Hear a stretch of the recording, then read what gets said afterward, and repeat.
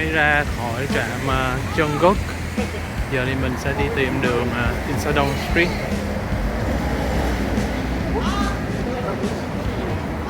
Jungkook.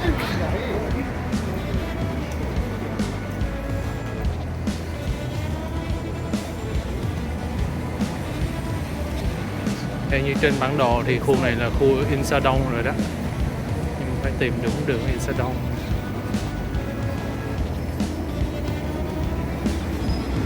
Không biết tối nay tới thứ bảy có sớm không? Coffee bean.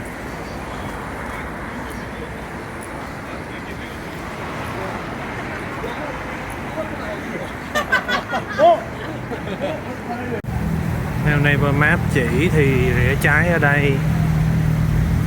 Wow. Đi hôm nay tới ngày hôm nay mới thấy mấy gian hàng trong truyền thuyết. Gian hàng dựng lều nè mấy bạn.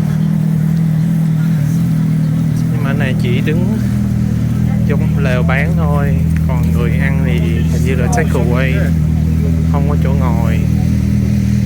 Vẫn chưa thấy cái hàng ăn mà có chỗ ngồi. Insadong.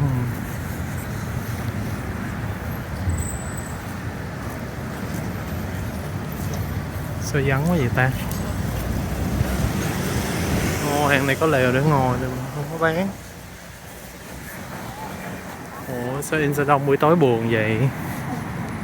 Tới thứ bảy mà buồn vậy?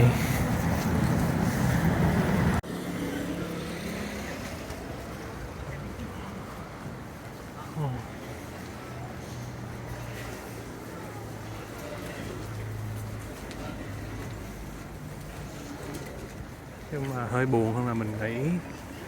Có thể là cái chỗ này nó không có xôm như Myeong đâu.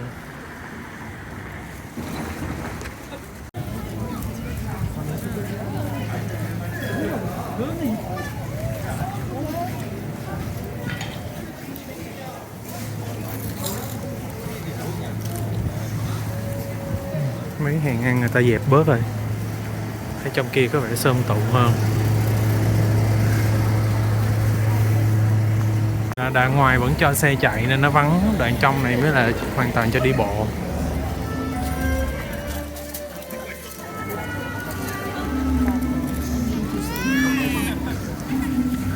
Đây rồi.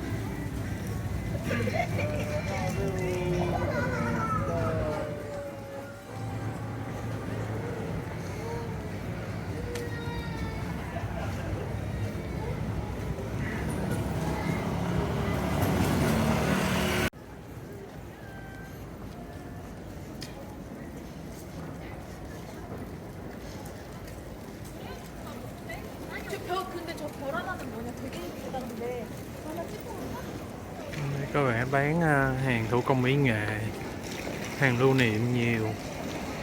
Shop này có vẻ xinh nè.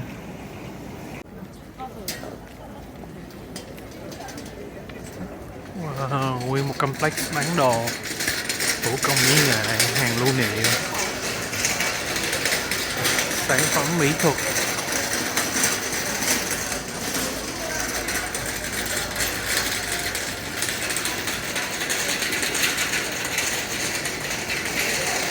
Kể cũng lạ, giờ này là giờ đi chơi tới cuối tuần mà nhiều quán xá đóng cửa rồi.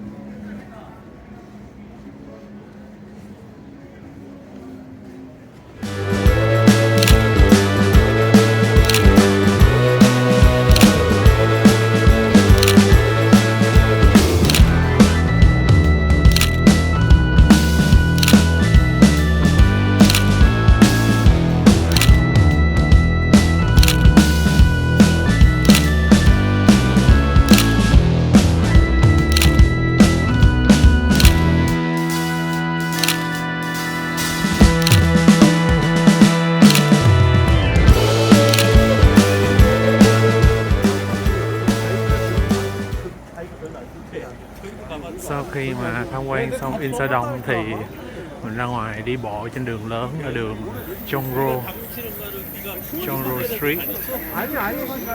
Đường này có vẻ sầm uất.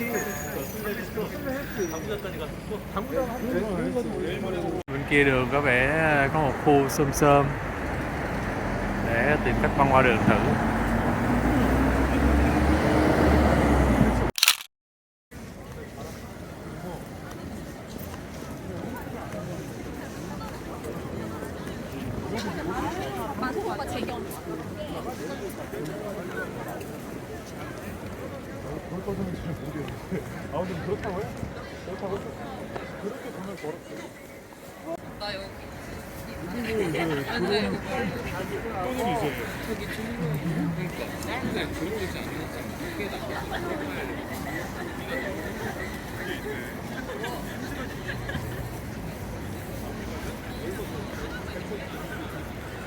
Cũng vắng rồi, không có đâu. Vắng ngoài đường thôi chứ trong lều vẫn đông. Quán ăn lều trong truyền thuyết.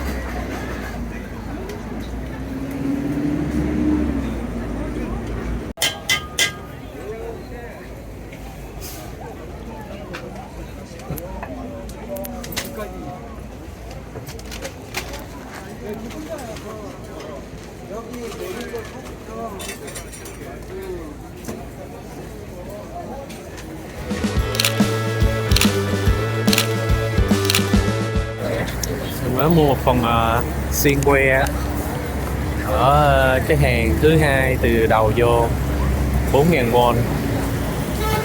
Ăn cũng được, không có thịt gì hết, cái chiên bên trong có miếng rồi rau củ gì đó, ngoài bọc giòn. Thực sự ra cái trời lạnh này thì bán cái gì mà nóng cũng ngon hết, lạnh ngắt à.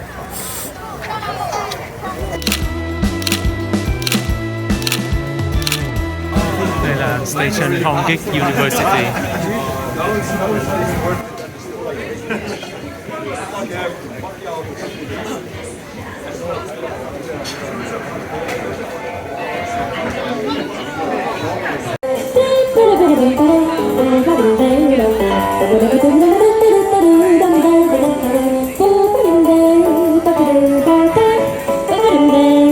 Còn chưa hết. Đường này dài thiệt. 9:30 gần 10 giờ tối.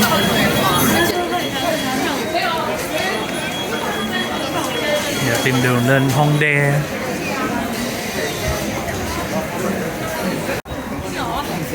Khu này gần trường đại học nên đúng là nhiều thanh niên ghê. Nãy giờ đi tàu rồi đi đâu thấy thanh niên, trong khi là những cái ga khác đi thì thường hay gặp người già.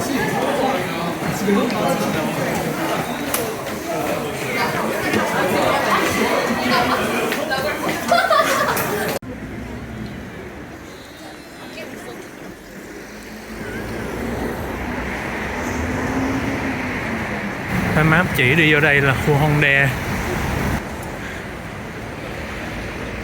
vui hơn Insadong, coi bộ được á.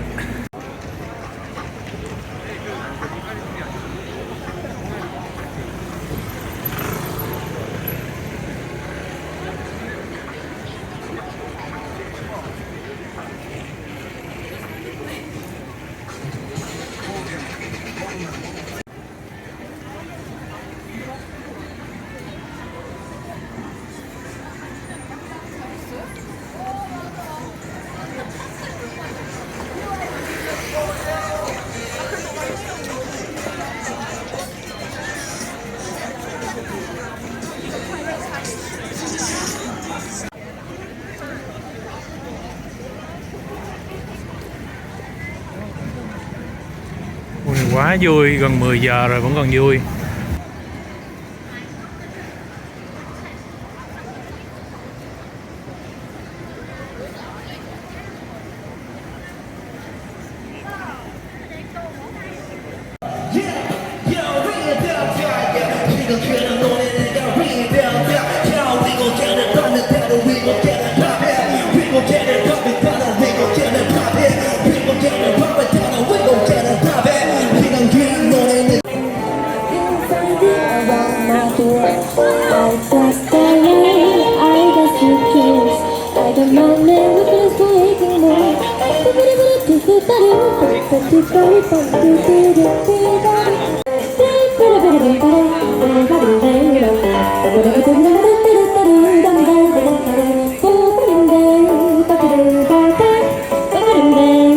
Còn chưa hết.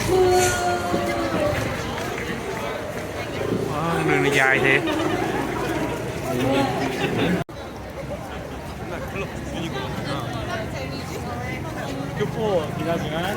근데 맛있는 게 있는 골목은 이쪽이거든.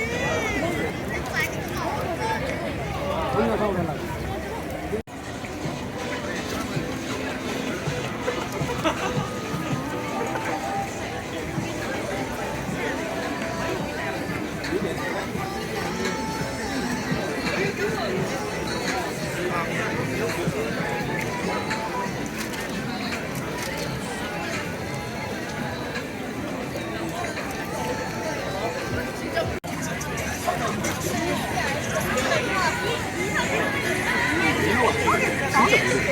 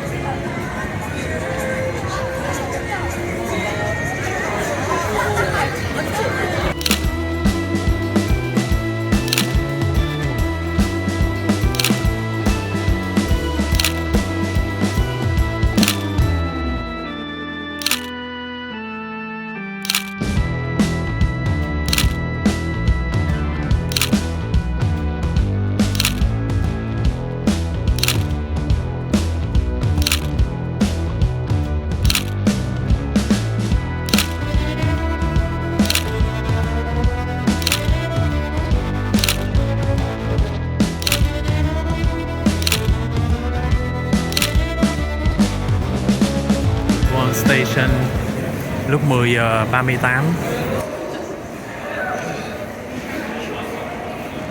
vẫn rất là đông.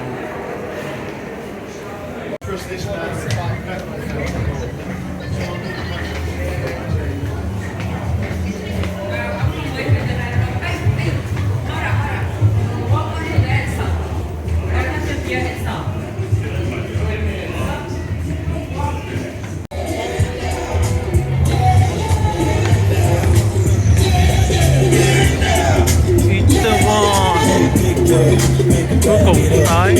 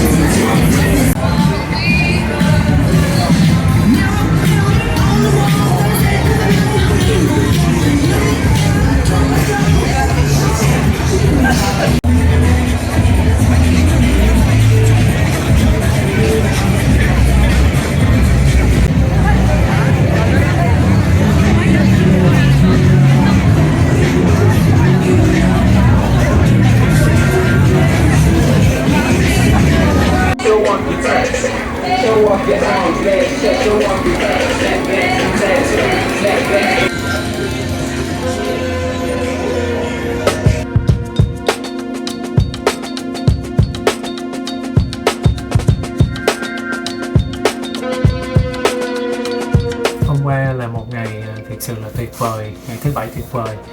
Buổi sáng thì thư thả đi coi triển lãm nghệ thuật, rồi tối thì đi mấy cái phố đi bộ rồi mấy cái khu ăn chơi của Seoul.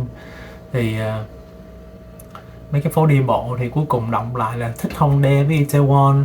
Mà dù trước khi đi qua Seoul thì mong đợi là Myeongdong rồi Itaewon là mong đợi nhất, chắc là dữ dội nhất, Bùi Viện của Seoul hay gì đó. Nhưng mà cuối cùng là đi hết rồi, cuối ngày động lại thì mình lại rất thích Hongdae. Mà thực sự là nhờ lên mạng coi mấy group du lịch của Việt Nam mới biết Hongdae, chứ hồi nào giờ không biết Hongdae.